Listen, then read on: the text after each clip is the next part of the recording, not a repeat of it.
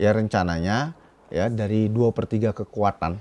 2/3 kekuatan akan terjunkan kurang lebih 601 601 personil nanti pada tahapan ya pemungutan suara itu kita akan terjunkan. Tentunya di backup oleh satuan atas kami ya Polda NTB ya 107 personil nanti kita akan minta perkuatan untuk yang pengamanan TPS. Ya, pengamanan TPS. Selanjutnya ada 1 peleton Brimob dan 1 peleton Ditsamapta juga kita akan siagakan.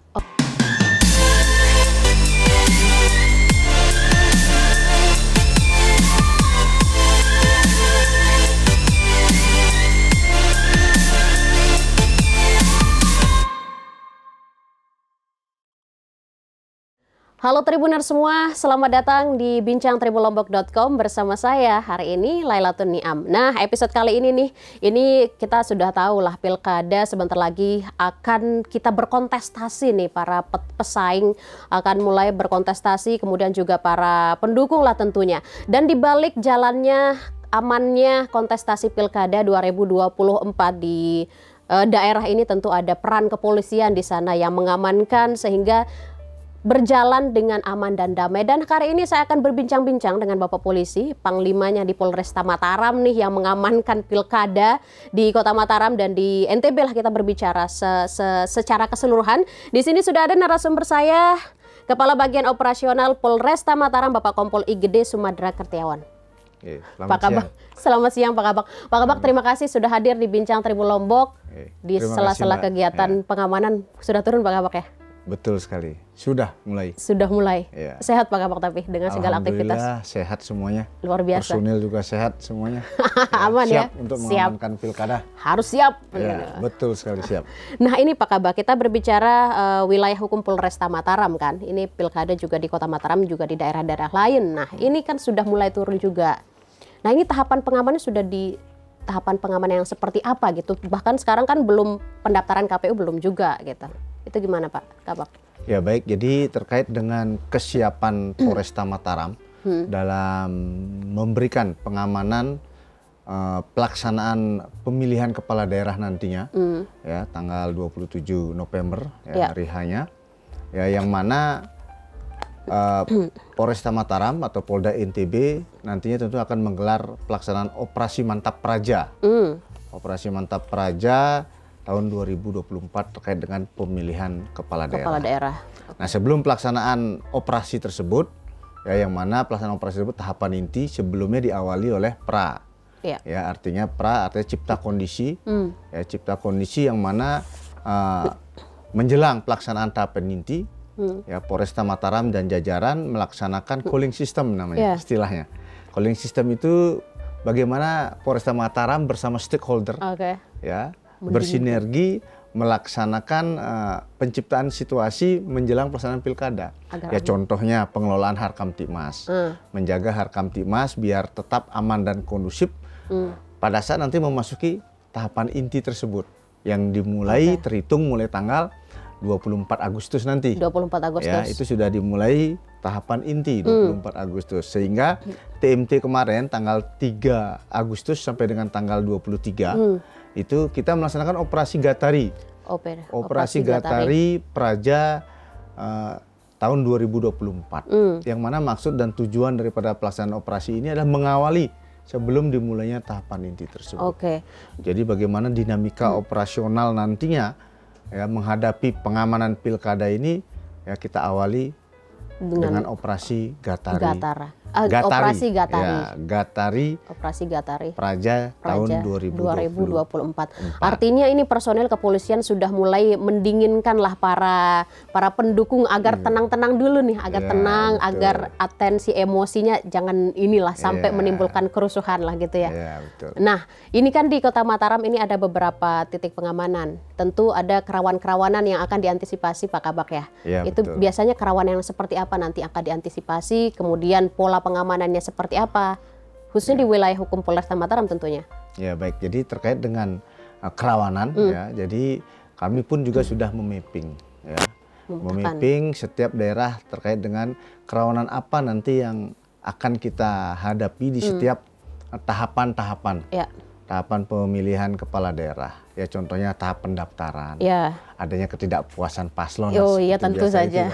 Terkait dengan administrasi, penolakan, aksi protes. Nah, kerawanan-kerawanan tersebut kita sudah antisipasi ya dengan cara bersinergi ya bahu membahu ya dengan penyelenggara pemilu, Bawaslu, KPU, ya TNI dan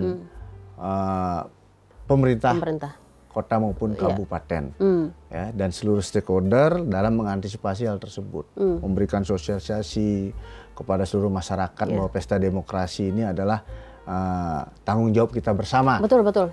Keamanan tersebut. Keamanan bukan hanya ditanggung oleh kepolisian, harus itu baru bersinergi. tahapan paslon nanti tanggal 26, 27 pendaftaran paslon. Itu kerawanan sudah kita mapping. Belum memasuki tahap kampanye nanti. Ya, wah itu, luar biasa itu nanti. Tahapan kampanye itu ya memang kita betul-betul melaksanakan pengamanan dan deteksi dini yang harus yang maksimal. Ya, memapping kerawanan, aksi protes yang paling sering dan penolakan nanti terhadap paslon di tempat A, tempat B, ya, sabotase, intimidasi dan berita hoax. Nah, itu kerawanan-kerawanan yang muncul yang nanti kita harus antisipasi. Makanya setiap pelaksanaan tahapan tersebut kita awali dengan rapat koordinasi, ya calling system, pelaksanaan operasi yang saat ini sedang berjalan. Tujuannya adalah untuk cipta kondisi. Ya, ini meskipun Pak Kabak ya dalam pantauan saya pribadi dan pantauan media memang sekarang ini belum begitu banyak lah giat para pendukung atau atensi emosi mereka yang digaungkan di sosial media, tapi ada pasti seperti itu di sosial media, hoax dan berita dan sebagainya atau kampanye black campaign lah ya. Itu nanti akan ada pola antisipasi sehingga komentar-komentar dari para pendukung ini tidak menimbulkan kericuhan lah, kan itu berpotensi untuk memancing emosi semua orang itu. Iya betul sekali. Jadi tim cyber kita juga sudah dipersiapkan untuk mengantisipasi hal tersebut, berita hoax dan lain sebagainya itu. Berarti akan memantau. Iya, patroli cyber tetap akan intens dan konsisten melaksanakan patrolinya di dunia maya. Iya, di dunia maya. Kemudian ini para pemilih kita juga Pak Kabak kebanyakan milenial dan Gen Z yang mungkin belum begitu memahami lah cara berdemokrasi yang sehat yang tidak menimbulkan kericuhan. Nah, pengamanan dari Polresta juga terlibat nggak di situ untuk mencegah hal-hal itu? Ya, tentunya semua lini kita antisipasi, ya kita ikut serta dalam mendinginkan situasi atau menentukan situasi. Tapi saya sangat berterima kasih kepada warga Kota Mataram khususnya, ya terkait dengan pengamanan Pilpres dan Pileg kemarin itu sudah luar biasa. Dan mendapat apresiasi ya, dari pimpinan kami maupun pimpinan yang lainnya, ya bahwa Pilpres dan Pileg kemarin sudah dinilai sangat luar biasa, aman dan kondusif. Sehingga tim dari Mabes Polri baru saja kemarin ya kita diwawancara juga ya terkait dengan apa pola strategi yang diterapkan sehingga Pilpres dan pemilu yang kemarin. Pileg kemarin itu ya tidak ada nuansa-nuansa yang begitu ekstrim lah. Ya, berjalan semuanya. Makanya Gen Z ini sudah betul-betul juga sudah teredukasi dia. Apalagi nanti pilkada dia sudah paham bahwa perbedaan pendapat, perbedaan pilihan itu bukan suatu masalah. Tapi kan bukan tidak mungkin akan ada gejolak-gejolak itu nanti karena kan pemilu dan pilkada yang sekarang itu berbeda Pak Kabak kan? Ya betul sekali berbeda. Mungkin itu kita memilih Pilpres. Kalau sekarang kan tokohnya dari tokoh kita sendiri. Tokoh lebih dekat kita dengan tentunya itu. Fanatisme itu betul-betul akan melekat. Ada, itu gimana gejolak-gejolak itu? Ya, tapi itu sudah kita melakukan pendekatan, pengelolaan Kamtibmas seperti Sapari Kamtibmas, kita terjun Bapak Kapolresta Inten ya ke tempat-tempat ibadah, peduli tempat ibadah, seperti itu. Habis itu menyumbang semen, ya ke beberapa tempat ibadah yang sudah kita lakukan sebelum Pilpres dimulai bahkan, ya sekarang sudah berlanjut kembali. Ya obrol bareng dengan masyarakat. Ngobrol bareng dengan masyarakat. Banyak pengelolaan harga Kamtibmas yang kita lakukan biar terjalin suatu emosional kedekatan ya dengan warga masyarakat sehingga masyarakat itu juga ikut peduli dan ikut menjaga situasi ya pilkada tersebut. Capek nggak Pak? Ya, ya. Pertanyaan saya kalau dibilang capek ini tugas yang sangat mulia. Tentunya kita tetap bersemangat dan mohon doa restunya kepada seluruh masyarakat biar kita semua diberikan kemudahan dalam bertugas. Oke, aman. Tapi sebelum itu kita minum dulu boleh Pak? Terima kasih.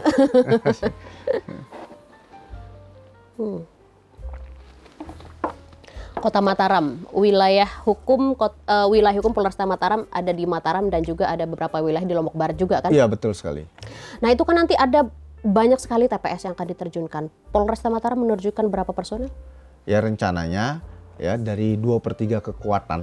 2/3 kekuatan akan terjunkan kurang lebih 601 personil. 601 personil nanti pada tahapan ya pemungutan suara itu kita akan terjunkan. Tentunya di backup oleh satuan atas kami ya Polda NTB ya 107 personil nanti kita akan minta perkuatan untuk yang pengamanan TPS. Ya, pengamanan TPS. Selanjutnya ada 1 peleton Brimob dan 1 peleton Ditsamapta juga kita akan siagakan. Ya untuk perkuatannya di wilayah hukum Polresta Mataram itu. Daerah paling rawan. Ya jadi untuk daerah yang paling rawan setelah kita mapping ya memang ada kriteria-kriterianya. Tentunya memiliki fanatisme yang tinggi. Terus wilayahnya tidak bisa disebut juga ya jarang terjangkau. Tidak bisa dimention ya Pak? Alhamdulillah untuk daerah rawan di wilayah Kota Mataram aman. Ya masih kondusif. Buktinya kita masih status hijau. Ya untuk potensi konfliknya masih dinilai status hijau untuk wilayah tingkatannya itu hijau terus ya, hijau, ada kuning dan ada merah. Berarti sangat rawan itu. Sangat rawan. Yang perlu diantisipasi oleh satuan atas kami sampai dengan satuan pusat. Berarti di jadi ada klasifikasinya. Mataram hijau, artinya ya memang dari arahan Bapak Kapolda ya beliau tidak mau underestimate tentunya dalam pelaksanaan pilkada ini. Ya beliau tetap akan menyatakan seluruhnya rawan ya, rawan itu sehingga kesiapsiagaan kewaspadaan personil itu betul-betul maksimal dalam mengantisipasi. Ini beberapa minggu lalu juga Pak Kabak itu saya melihat di media ada pertemuan Pemkot Mataram dengan Polresta Mataram itu membicarakan tentang pengamanan. Mungkin dari Pemkot Mataram itu membicarakan atau meminta pengamanan yang seperti apa atau gimana itu diskusi yang waktu itu? Ya jadi kita kan memang selalu bersinergi dengan pemerintah kota, dengan TNI. Jadi bagaimana sinergitas 3 pilar yang ada di wilayah Polresta Mataram ini ya bisa mengantisipasi setiap potensi gangguan keamanan. Ya sinergitas seperti kita melaksanakan kegiatan rutin yang ditingkatkan setiap malam minggu. Itu kita rutin bersama-sama melakukan meniadakan potensi-potensi gangguan. Seperti apa? Ya contohnya penciptaan kondisi terhadap minuman beralkohol yang menjadi potensi kerawanan. Setelah itu gangguan Kamtibmas di bidang lalu lintas tetap kita juga laksanakan. Setelah itu sosialisasi kepada masyarakat bahwa pentingnya menjaga situasi yang aman kondusif untuk mencegah potensi konflik yang ada. Jadi memang kita tidak bisa hindari bahwa di wilayah Mataram ini juga ada beberapa potensi-potensi konflik yang ada.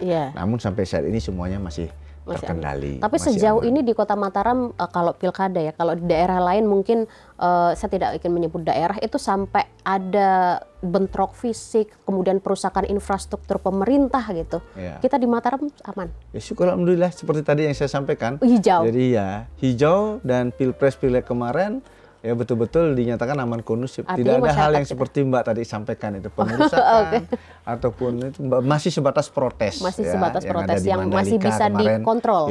Pileg ya itu masih sebatas wajar. Wajar. Itulah perlunya pengelolaan atau antisipasi sebelum tahapan inti yang saat ini kita laksanakan. Operasi Gatari. Iya, operasi Gatari itu adalah pelaksanaan operasi cipta kondisi cooling system sebelum pelaksanaan inti daripada tahapan pemilihan kepala daerah nanti. Nah ini kan masih tahapan pra pengamanannya, kemudian nanti pasti lebih ekstra mulai dari pendaftaran KPU, kemudian waktu pencoblosan dan perannya mungkin tidak puas dengan hasilnya itu kan pasti lebih ekstra lagi Pak pengamanannya.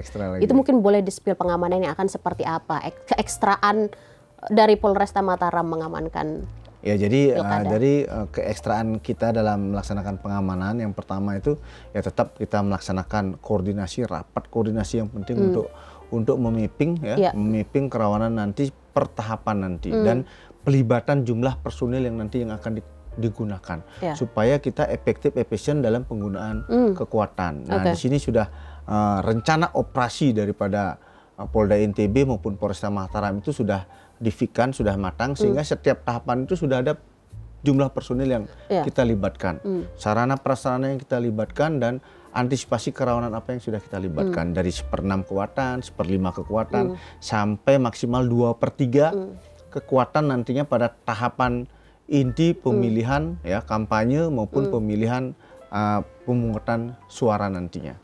Artinya Polresta Mataram sudah sangat siap mengamankan proses jalannya kontestasi pilkada di Kota Mataram NTB lah kita sebut ya. Iya, betul sekali. Khususnya Jadi, Kota Mataram, wilayah hukum di Kota Mataram ini. Nah, ini Pak Kabak, saya sebenarnya punya banyak catatan nih. Silakan. Tahapan pengamanan tadi kan sudah ada pra, kemudian tahapan inti, kemudian sama pasca.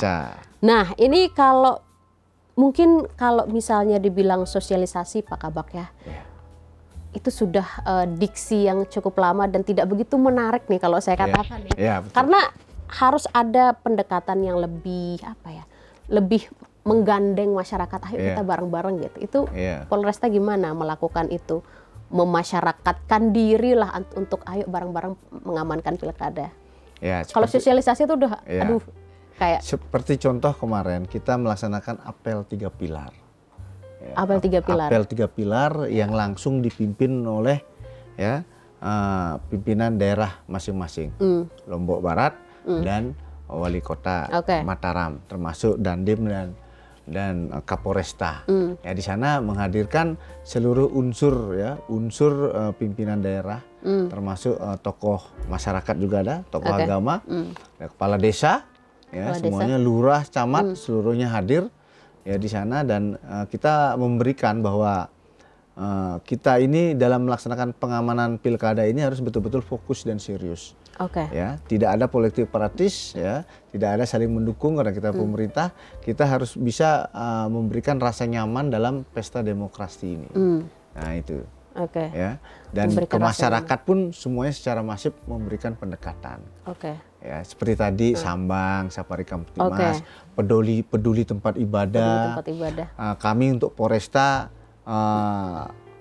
mengingatkan kembali kepada polisi lingkungan yang sudah terbukti kesuksesannya dalam mengawal kontestasi pada saat Pilpres dan Pileg.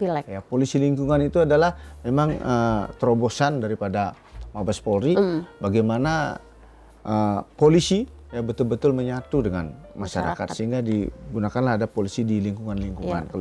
Kalau yang mungkin di pusat ada RW, polisi RW, di sini polisi perlingkungan. Di sana dia akan mengakomodir setiap permasalahan apa masyarakat yang ada, diakomodir dan cepat dalam proses penyelesaiannya. Kalau memang bisa ditangani secara kekeluargaan, komunikasi, cukup sampai polisi lingkungan. Nah itu termasuk juga permasalahan menjelang pilkada ini. Artinya polisi itu langsung turun ke masyarakat lah, menggandeng, membersamai lah ya. Betul sekali. Nah ini juga pengamanan pasti di sana, kalau kita berbicara tentang pengamanan pasti koordinasinya sama Bawaslu dan KPU. Nah kalau di Bawaslu pasti dia akan antisipasi dengan money politik. Nah itu peran dari kepolisian sendiri untuk antisipasi money politik dan gejolak yang ada di sana itu seperti apa Pak? Berarti dari peran antisipasi money politik terkait dengan itu pertama tetap kita melaksanakan koordinasi dengan Bawaslu. Bagaimana kita memapping di tahapan mana nantinya akan berpotensi berpotensi terjadi hal tersebut. Nah, tentunya kita dengan sentra Gakumdu gabungan kejaksaan, polisi, pengadilan, yaitu sentra Gakumdu dan Bawaslu dalam mengantisipasi hal tersebut di media sosial. Kita deteksi dini, intelijen juga deteksi dini, termasuk juga nanti pada saat masa tenang. Masa tenang. Nah, di masa tenang itu mungkin ya polisinya tidak tenang. Berpotensi ya. Tentunya kita bersama-sama berpatroli, ya berpatroli jika ada hal-hal tersebut, ya sehingga kita bisa mengantisipasi. Ya tapi tetap kita persuasif melalui himbauan, sosialisasi di media sosial untuk tidak melakukan hal yang memancing atau memprovokasi, sehingga terjadi gangguan kamtipmas di masa tenang. Oke. Ya, seperti yang disampaikan Pak Kabak, ini kita di Kota Mataram wilayah hukum Polresta masih hijau. Belum ada gejolakan, belum ada sampai kuning, bahkan sampai merah yang luar biasa. Harus ada intervensi dari kita pertahankan ya. Luar biasa, itu prestasi yang luar biasa loh Pak Kabak. Iya, betul sekali Bu. Karena baru kemarin kita diwawancara. Jangan panggil Ibu. Serasa saya tua sekali. Kemarin Kapolresta diwawancara dan beberapa polres-polres lain juga di wilayah Polda NTB. Ya, atas kesuksesan daripada Pilpres, karena akan dibuatkan sebuah buku untuk menjadi pedoman pembelajaran, karena dibandingkan dengan 2019 ya dan 2015 sebelumnya, riak-riak atau kejadian-kejadian itu tidak terlalu ekstrim, ya di tahun 2023 kemarin itu karena juga pergerakan polisi jauh-jauh dari awal-awal untuk secara masif, betul sekali, secara masif, seluruh lini, seluruh aparatur pemerintah diajak, digandeng bersama-sama ya, untuk menciptakan situasi seluruhnya, sampai masyarakat terkecil di bawah, sampai pedagang-pedagang, nelayan pun semua kita datangi, kita sambangi dengan terobosan-terobosan peduli. Ada peduli tempat ibadah, peduli anak yatim, itu. Karena semuanya. Itu memang langkah yang dilakukan pihak kepolisian lah. Oke, Pak Kabak, mungkin ada yang disampaikan terkait dengan pengamanan yang mungkin belum saya gali, yang harus masyarakat tahu nih terkait dengan pengamanan, karena kan pengamanan juga harus melibatkan masyarakat. Masyarakat harus apa nih untuk bisa ikut mengamankan jalannya pilkada? Bukan hanya dari kepolisian tentunya. Gimana Pak Kabak? Ya baik, terima kasih Mbak. Jadi terkait dengan keamanan, ya ini keamanan ini memang milik kita semua, baik dari kalangan bawah, atas, menengah, semuanya. Jadi kami mengimbau kepada seluruh masyarakat dalam memasuki kontestasi ya pemilihan kepala daerah ini, ya berbeda pendapat, berbeda pilihan, itu sudah wajar, namun jangan dijadikan suatu permasalahan, bahkan sampai mengganggu ketertiban aktivitas kehidupan, ya kehidupan di wilayah masing-masing harus tetap berjalan, ya jangan sampai terganggu situasi yang sudah aman dan kondusif ini. Mari kita pertahankan situasi yang aman.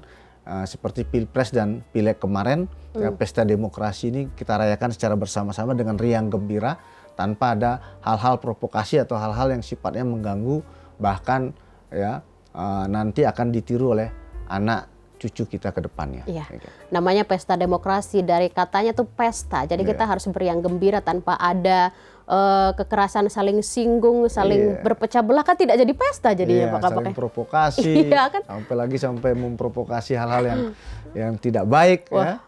Sampai terjadi pengerusakan, itu sangat saya sayangkan dan saya hindari supaya tidak terjadi seperti itu. Nah ini saya penasaran, ini belum selesai sebenarnya Pak Kabak. Iya, silakan. belum. Silakan Mbak. Nanti kan saya masih penasaran terkait dengan cyber, pemantauan cyber ya itu ya. Iya, pemantauan cyber. Indikasi misalnya komentar atau opini yang mungkin ditindaklanjuti oleh pihak kepolisian itu yang seperti apa? Yang tahapannya itu pasti kalau komentar opini biasa mungkin yang gimana gitu? Ya jadi terkait dengan patroli cyber nanti, indikasi-indikasi apa sih yang perlu patroli cyber ini memberikan antisipasi yang sifatnya memprovokasi. Iya, memprovokasi, mengadu domba satu sama. Mengadu domba, menjelek-jelekkan, ya, atau menyudutkan seseorang atau salah satu paslon. Bukankah itu hal biasa, Pak? Ya, artinya seperti itu, perlu diidentifikasi secara mendalam. Ya, sehingga perlu diberikan ya antisipasi, atensi, artinya seperti itu. Hal-hal yang sifatnya memprovokasi, apalagi menyinggung SARA. Nah, hal seperti itu yang harus kita jaga betul. Ditindaklanjuti. Ya, diatensi. Ya, diatensi. Itu. Diatensi dalam artian ini Pak Kabak, kalau diatensi berarti ada tindak lanjut untuk nanti kan dicek kembali ya. Dicek kembali apa akunnya siapa ini ya, bagaimana aktivitasnya di media sosial. Jadi hati-hati loh. Ya, nah artinya kan seperti itu. Cuman ya kita juga tidak perlu sampai mendalam seperti itu ya. Makanya masyarakat tolong bijak dalam bermedsos. Bijak dalam bermedsos. Gunakanlah jempolmu sebaik-baik. Jempolmu adalah harimaumu, bukan lidahmu sekarang. Jempolmu adalah harimaumu. Pak Kabak, lanjut apa yang mau sampaikan? Ya artinya kan sekarang ini di dunia ini kan polisi itu harus hidup di dua dunia, dunia nyata dan dunia maya. Ada polisinya juga. Nah, itu yang perlu dipahami oleh masyarakat sehingga perlu dikawal dalam menggunakan media sosial. Pak Kabak juga bermedia sosial artinya? Iya. Memantau juga? Memantau situasi perkembangan, apa sih yang dari pengamatan Pak Kabak sekarang gimana? Aman? Ya, cukup bagus. Bijak. Kalau saya beli nilai hampir 85 bagus. Masyarakat Kota Mataram ya memberikan respon terhadap Kamtibmas, memberikan respon terhadap hal-hal yang polisi lakukan, nah, seperti itu. Dan pengaduan pun intens, sedikit aja ada pengaduan, sedikit.